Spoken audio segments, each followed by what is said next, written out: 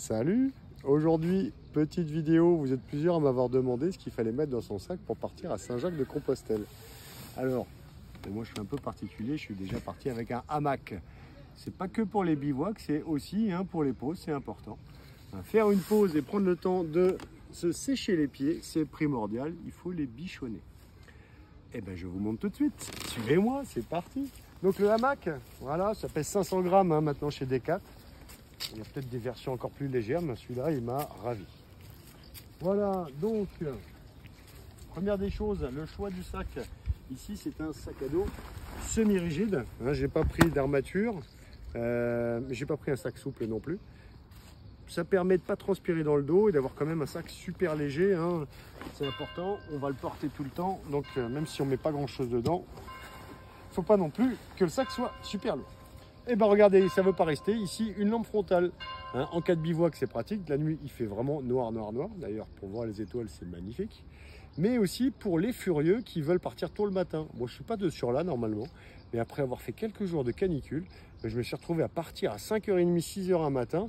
Et ben, avec la lampe frontale, c'est super cool parce qu'on ne loupe rien.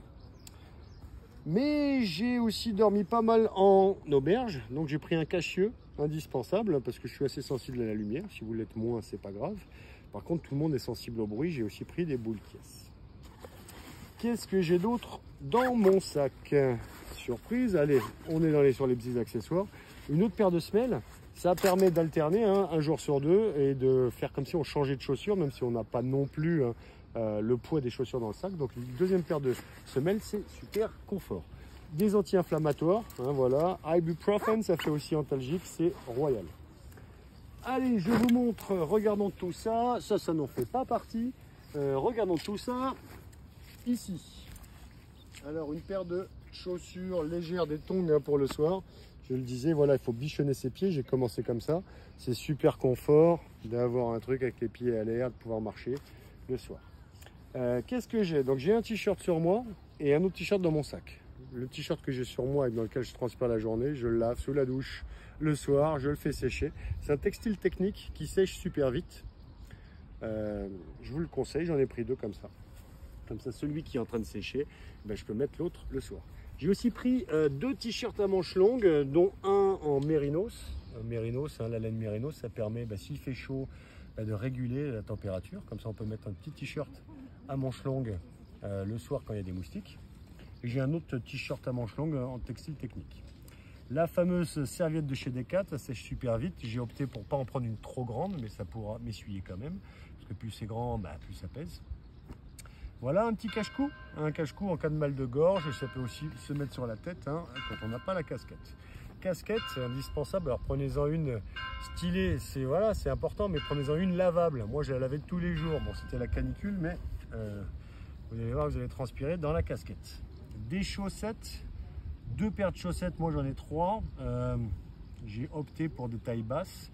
Et chez Decat, ils proposent des chaussettes renforcées à des endroits stratégiques, aux endroits des ampoules, et qui évacuent également la transpiration du bonheur. Donc moi j'ai trois paires de chaussettes.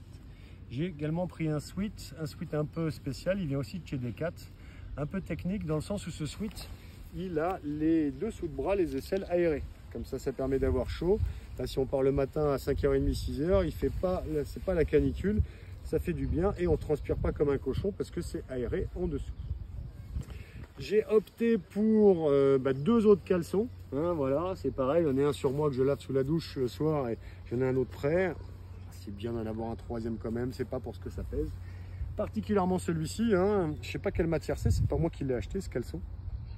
Pour l'anecdote, c'est un caleçon que j'ai ramené de chez mon frère. Un jour, on lui dit, t'as pas un caleçon en sortant de sa douche? Ouais, tiens. Et quand quelques semaines après, je suis revenu en disant, tiens, je te rends ton caleçon, il me dit, mais c'est pas à moi. Donc, si j'ai bien compris, c'est le caleçon d'un des potes à mon frère. Si tu es l'un des potes à mon frère, que tu vois la vidéo, que tu reconnais ton caleçon, n'hésite pas à me le dire, je te le rends avec plaisir. En attendant, il est top pour Saint-Jacques. Qu'est-ce que j'ai d'autre? Un poncho. Le poncho en cas de pluie. L'avantage du poncho, ça me couvre moi et ça peut aussi couvrir mon sac. C'est important parce que j'ai opté pour, j'ai pas pris de sac de, comment on appelle ça, une capote de sac, j'ai pas pris de housse de sac puisque les housses de sac étanches souvent c'est pas très bien étanche, ça finit toujours par prendre un peu l'eau et c'est lourd.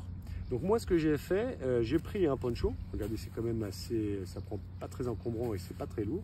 J'ai pris un poncho et j'ai pris un sac poubelle. Je vous conseille de prendre un sac poubelle transparent, ça sera encore plus pratique. Pourquoi? Parce que les jours où ça menaçait d'orage ou quoi aux caisses, je mettais mes affaires dans le sac poubelle. Comme ça, au pire, je me prends la saucée, j'ai le temps de mettre le poncho, machin. Mon sac peut être trempé, mes affaires à l'intérieur seront sèches grâce au sac poubelle. C'est pour ça que je vous conseille de le mettre transparent pour trouver vos affaires facilement et tout le temps. Qu'est-ce que j'ai? Une trousse de toilette avec le minimum, un shampoing, brosse à dents, dentifrice, alors pot de crème c'est un plus, je fais attention à ma peau, attention. Un rasoir et un peu de cicatril. Voilà, c'est confort pour les petits bobos et pour les ampoules aussi. Justement pour les ampoules, je vous suggère de prendre du sparadrap. Moi je me suis scotché les pieds dès le début, au moindre doute un endroit où pouvait y avoir une ampoule, je l'ai scotché, puis ça s'est bien passé du coup. Il y a même des gens qui m'ont conseillé de mettre la crème NOC que j'ai mis au début, ça renforce un peu les pieds, c'est bien pour pas avoir d'ampoule, puis après je n'ai pas insisté, mais j'ai toujours la crème.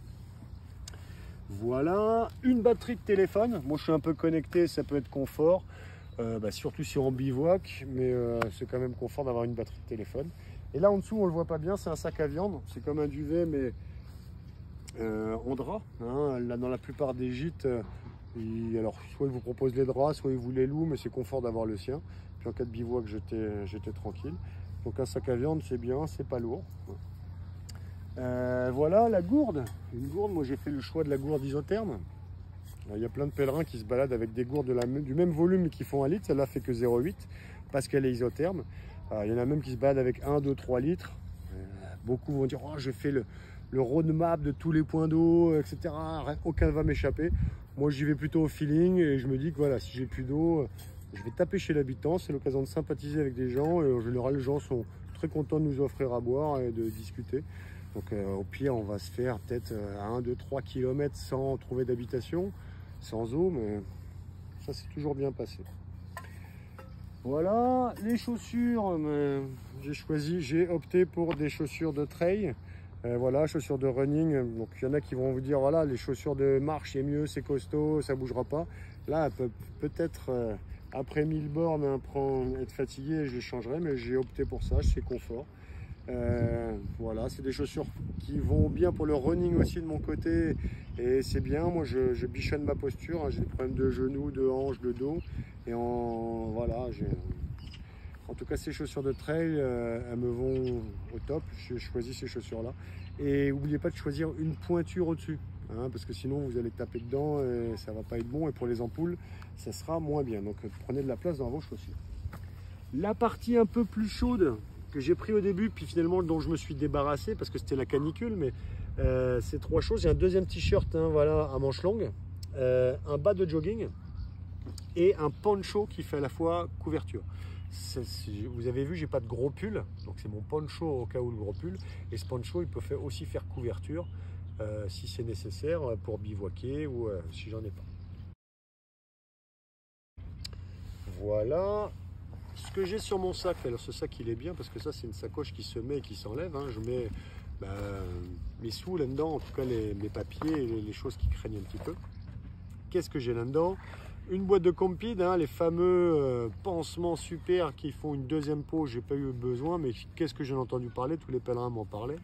Là-dedans j'ai aussi, alors je vous conseille de prendre des pinces à linge ou des épingles à nourrice pour faire sécher. Moi c'était plutôt les chaussettes qui séchaient pas aussi vite que le reste. Donc des fois, si je m'étais pris un peu tard pour la machine ou à faire sécher les chaussettes, le lendemain matin j'accrochais mes chaussettes avec 2 pinces à linge. Elles séchaient dans la matinée assez vite. Vous pouvez aussi prendre des épingles à nourrice, il y en a beaucoup qui faisaient ça, je trouvais ça pas bête du tout. Voilà, ici j'ai ma crédentiale, le fameux livret du pèlerin qui se fait tamponner à chaque étape. Il paraît que c'est un argument d'embauche en Espagne. Voilà, donc ma crédentiale que je garde religieusement, précieusement ici.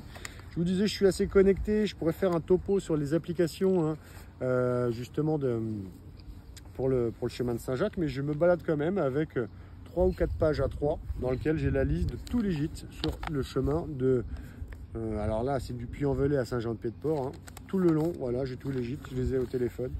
trop confort de les appeler facilement et d'avoir trouvé un gîte facilement sans avoir besoin de connexion sur la route. Et enfin, voilà, un petit couteau suisse, parce qu'on ne sait jamais, pour le pique-nique c'est confort, il y a même un tire-bouchon, je m'en suis pas servi. Voilà, un petit sachet de salade, toujours sur soi, on ne sait jamais, hein, pour pique-niquer hein, le midi. Indispensable, et des barres de céréales, ça c'est confort aussi, en cas de fringale, ça peut être bien. Qu'est-ce que j'avais toujours avec moi aussi? Je pense que c'est tout, hein. C'est pas mal.